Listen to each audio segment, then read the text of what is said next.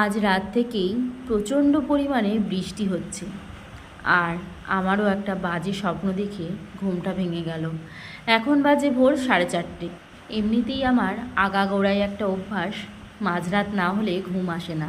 সেখানে যদি আবার এরকম ভোরবেলায় ঘুমটা ভেঙে যায়, তাহলে শরীরটা কেমন লাগে বলো। যাই হোক, ঘুমটা এতটাই ভেঙে গেছে, মানে স্বপ্নটা দেখার পর ভীষণ পরিমাণে একটা বুকের মধ্যে শ্বাসকষ্ট হচ্ছিল।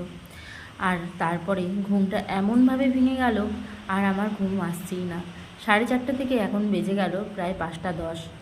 ওদিকে বরমশাই প্রত্যেক দিনই ভোরবেলা হলে বেরিয়ে যায় তার কাজের উদ্দেশ্যে। আর দেখো, বাইরে এখনও ঘুটঘুটে অন্ধকার, আর প্রচুর পরিমাণে বৃষ্টি হচ্ছে। গেটটা খুলে বাইরে দাঁড়িয়ে দাঁড়িয়ে বৃষ্টিটা দেখছি আর ভাবছি, আজ যদি বৃষ্টিটা না হতো, সকাল সকাল ঘুম যখন ভেঙেছিল, এই টাইম থেকে যদি সংসারে কাজগুলো করে নিতাম, তাহলে কিন্তু তাড়াতাড়ি কাজটা আমার কমপ্লিট হয়ে যেত।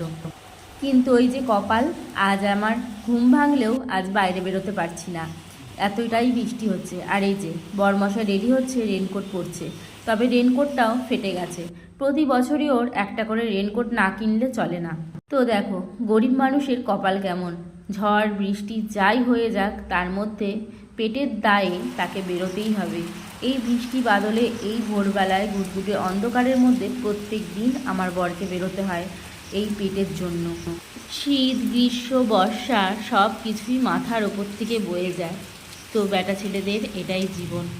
যাই হোক, আমি দাঁড়িয়ে দাঁড়িয়ে দেখছিলাম আর ভাবছিলাম এসব কথাগুলোই, যে আমাদের মেয়েদের একটু বেলা করে উঠেও সংসারের কাজ আমরা ঠিক সামলে নিতে পারি, কিন্তু ছেলেদের কিন্তু সেই টাইম মতন ওদেরকে দৌড়াতে হয় পেটের জন্য।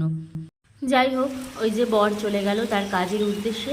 আর এই সকালবেলায় আমি যখন আর বাইরে বেরোতেই পারছি না, তাই আর কি করার আছে, ভাবলাম যাই নিজের কাজগুলো ফোনে যা যা আছে সেগুলো আমি করতে থাকি।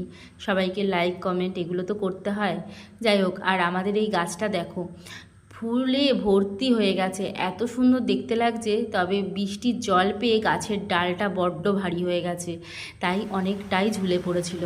আর এই দেখো, প্রত্যেক দিন এত খাটাখাটনির পরেও প্রতিদিনের মাছ কিন্তু প্রতিদিন বিক্রি হয়ে যায় না, এই যে রয়ে গেছে।